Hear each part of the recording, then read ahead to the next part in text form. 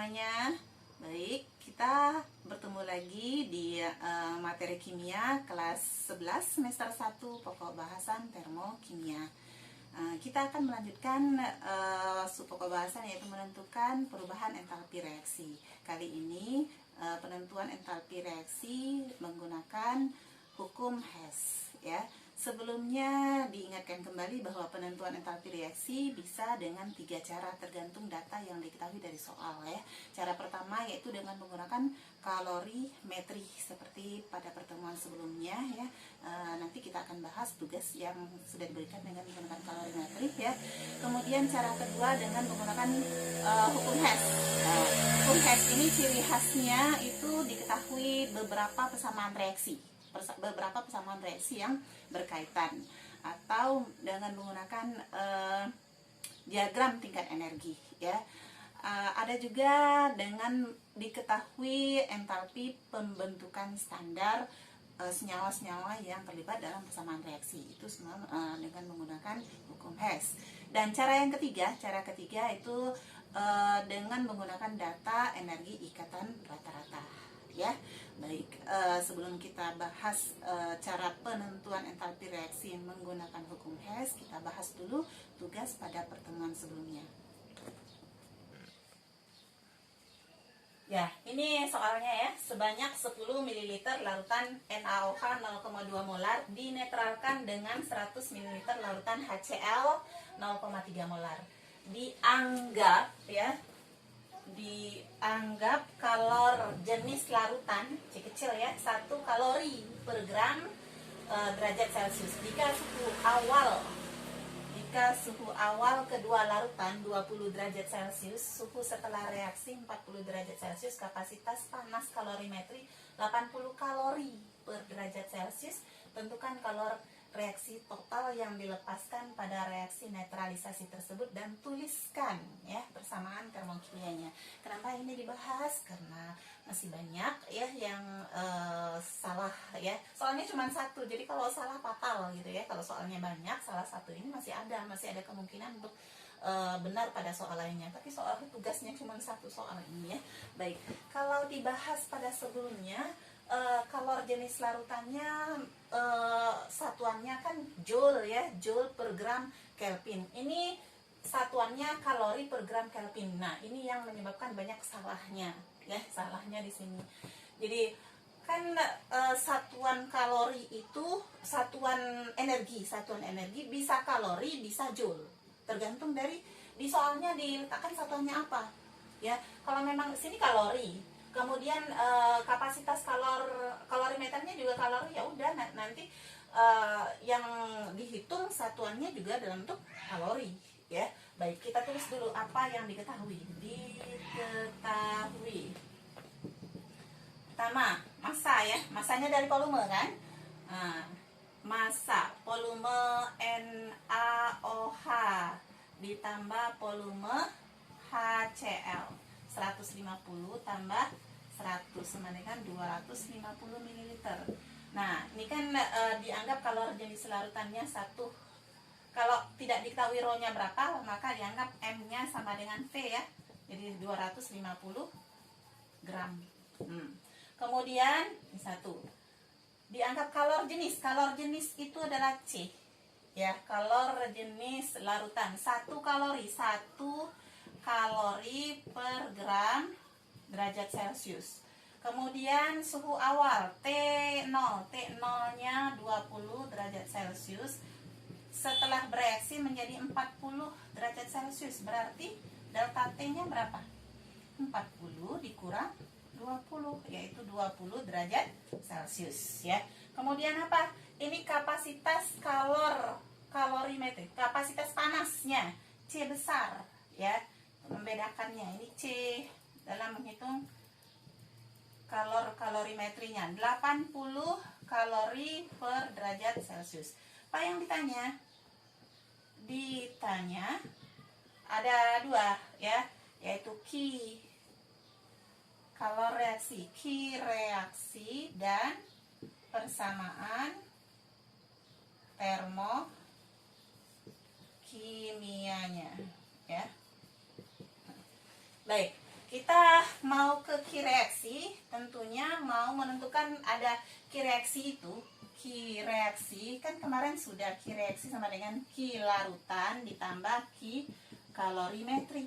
Jadi ngitung Ki larutan dulu. Ki larutan M kali C kali delta T. Ya, M-nya mana? Ini 250. 250 biar tidak salah masukkan satuannya biar tahu mana yang dicoret ya. Gram.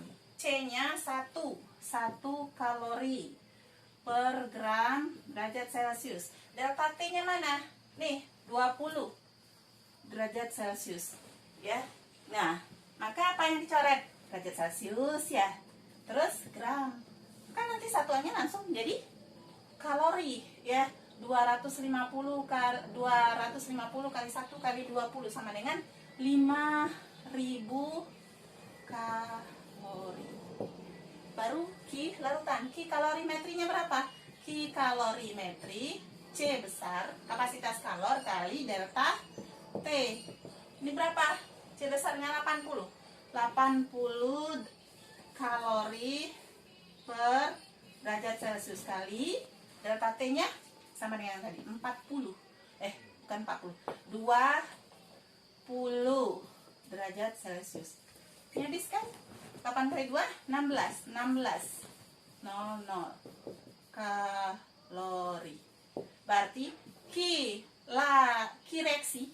reaksinya sama dengan, tambahin saja Ki larutan ditambah Ki kalorimetri sama dengan 5000 tambah 1600 6600 kalori ya. Ya, jadi Ki-nya tadi berapa? Ki reaksinya 6600 kalori ya. Atau kalau dibuat kilo maka 6,6 kakal kilo kalori. Selanjutnya cari delta H. Delta H kan adalah min Ki reaksi per N ya. Min 6,6 ya, min 6,6 nah per N. N-nya nih N yang mana? Coba kita lihat. NaOH 150 jadi 0,15 kali 0,2 ya. 0,03 mol. Kalau HCl-nya NaCl 100 ya, berarti 0,1 kali 0,3 sama 0,03 mol juga. Kalau molnya sama kan, koefisiennya sama-sama 1, maka yang masuk ini adalah habis semua ya. Jadi dibagi dengan 0,03. Berapa nih?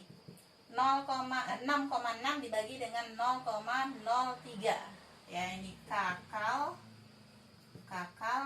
ini mol.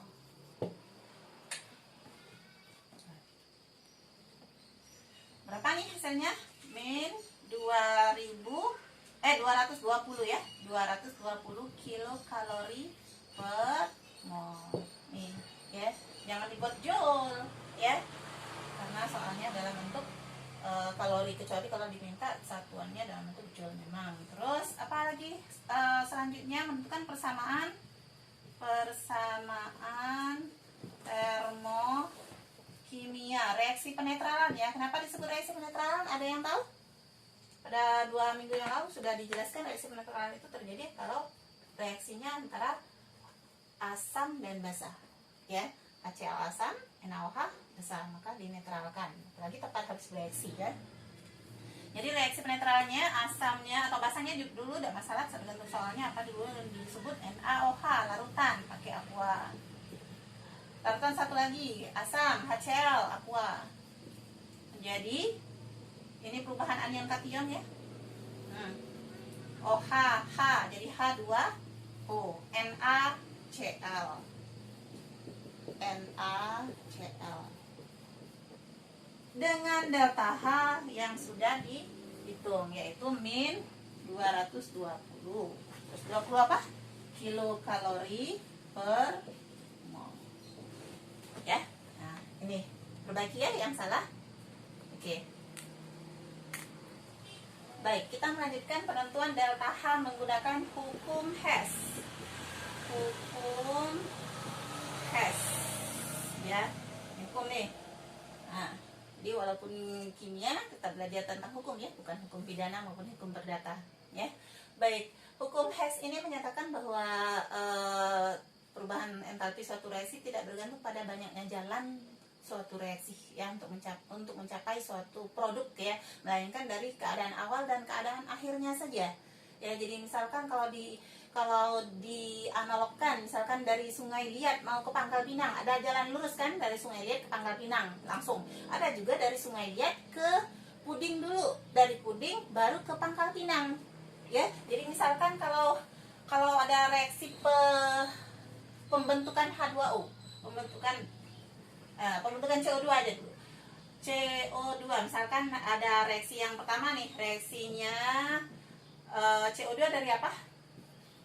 Dari C dan O2. Ini langsung ya. Nih C. Ya. Ada juga reaksi C, pembentukan CO2-nya bertahap nih. Dari C plus setengah O2 menjadi CO dulu ya, baru CO-nya bereaksi lagi dengan O2 baru menghasilkan CO2 ya. Jadi kalau ini misalkan yang ini A, oh ya, ini pakai delta H ya. Delta H-nya adalah A. Yang ini delta H-nya adalah X. Yang ini delta H-nya adalah Y. Kalau reaksi kedua ini disederhanakan, apa yang digabung? CO-nya dicoret karena ada ruas kiri dan ruas kanan ya. Setengah O2 setengah O2 sama tempatnya, maka digabung jadi C plus O2 menjadi CO2 dengan nilai delta H X plus Y. Berarti ini kalau diperhatikan C plus O2 menjadi CO2 kan sama dengan reaksi yang pertama ya, maka nilai X plus Y ini sama dengan nilai A ya. Baik, sekarang kita aplikasikan untuk soal ini ya. Jadi diketahui ada dua reaksi ini, reaksi pertama dan reaksi kedua. Reaksi pertama 2Fe plus 3/2O2 menjadi Fe2O3 dengan delta H min 822 kJ per mol. Sedangkan reaksi kedua C karbon plus setengah O2 menjadi CO dengan delta H min 110 kJ per mol. Nah, yang ditanya adalah delta H untuk reaksi ini. Ya, pasti reaksi ini berkaitan dengan dua reaksi yang diketahui ini. Jadi caranya manfaatkan reaksi yang diketahui ini, sama seperti kayak persamaan matematika lah ya. Jadi fokusnya atau patokannya adalah reaksi yang ditanya, baik posisi maupun jumlah molnya. Baik, kita lihat 3C plus FeO2 ya, FeO2 menjadi 2Fe plus 3CO. Kita ganti ya, Fe2O3 jadi 3C plus Fe2O3 menjadi 2Fe dan 3CO. Baik, yang pertama kita cari dalam persamaan reaksi nih yang ada C-nya. Persamaan reaksi nomor berapa? 1 atau 2 yang ada C, karbon. Reaksi nomor 2. Posisinya harus sama seperti yang ditanya, yaitu sebelah kiri sebagai reaktan dan jumlahnya juga. Tapi reaksi nomor 2 ini hanya diketahui 1 mol. Kali 3 ya. Kali 3, kalau reaksi kedua kali 3 maka hasilnya apa? 3C ya. 3C plus setengah kali 2, 3/2O2 menjadi 3CO. Delta H-nya ngikut karena kali 3 semua dari C sampai delta H. Jadi 110 min 110 kali 3 min 330 kJ per mol. Terus reaksi yang ada Fe2O3-nya, reaksi nomor 1 ya, tapi reaksi nomor 1 posisinya sebagai produk, dia harus sebagai reaktan. Jadi reaksi nomor 1 ini jumlah molnya sudah sama ya. Reaksi nomor 1 dibalik. Kalau reaksinya dibalik maka jadi apa? Fe2O3 menjadi 2Fe dan 3/2O2 ya. Dengan delta H dibalik berarti menjadi plus 822 kJ per mol. Disederhanakan sehingga dapat persamaan reaksi seperti yang disoalkan. Apa yang dicoret? Ini dicoret, tidak perlu kan? 3/2O2 sebelah kiri, 3/2O2 sebelah kanan. Habis. Udah. Jadi 3C plus Fe2O3 menjadi 3CO ya. 3CO plus 3CO gas 2Fe. Dengan delta H-nya berapa nih? Hitung. Berapa hasilnya? Plus 492 ya, kilojoule per mol. Nah, ini jawabannya ya. Jadi sama dengan 492 kilojoule per mol. Jadi sekali lagi ditekankan bahwa persamaan reaksi yang ditanya inilah yang menjadi patokan, baik jumlah maupun posisinya, apakah dia di sebelah kiri atau sebelah kanan sebagai reaktan atau sebagai produk. Jumlahnya menyesuaikan. Jadi kalau persamaan reaksinya hanya 1 mol, yang dibutuhkan 2 mol, berarti kali 2 semua. Kalau misalkan yang diketahui, yang ditanya itu sebelah kiri, ternyata yang diketahui itu sebelah kanan, maka reaksinya dibalik. Kalau reaksinya dibalik, maka delta H menjadi balikan dari min menjadi plus. Atau misalkan diketahuinya plus, akan menjadi min. Ya, kalau diminta kebalikannya. Ya, demikian. Nanti kalau ada pertanyaan silahkan langsung nanya ke Ibu melalui Google Classroom atau melalui WA ya, melalui WA pribadi. Karena selama pembelajaran dengan Ibu sangat jarang sekali siswa kelas 11 itu yang bertanya.